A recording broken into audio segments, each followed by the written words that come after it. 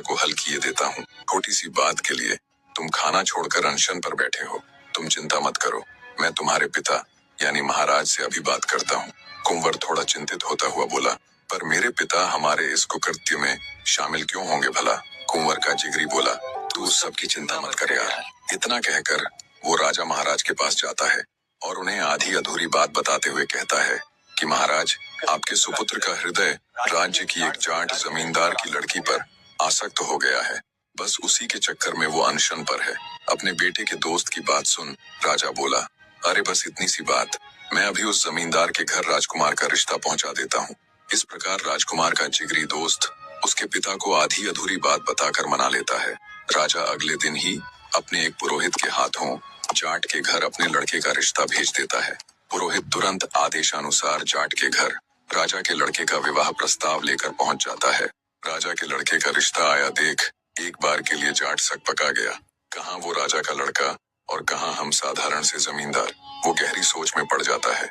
उसका दिल इस रिश्ते के लिए गवाही नहीं दे रहा था, पर भला राजा के आदेश को टालने की उसके अंदर क्षमता कहाँ। अंततः वो विवाह के लिए अपनी सहमति जता देता है। जाट की लड़की यानी जाटनी को जब पता चला तो वो बिना अपने पिता को कुछ बताए मन ही मन सतर्क हो जाती है।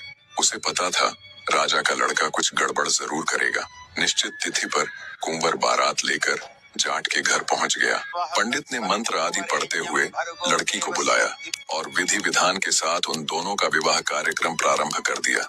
रस्म अनुसार जब उन दोनों के फेरे हुए तो 3 फेरे पूरे होने तक तो कुंवर ने कोई हरकत नहीं की, पर ज्यों ही चौथा फेरा शुरू हुआ वो धड़ मार कर एकदम गिर पड़ा।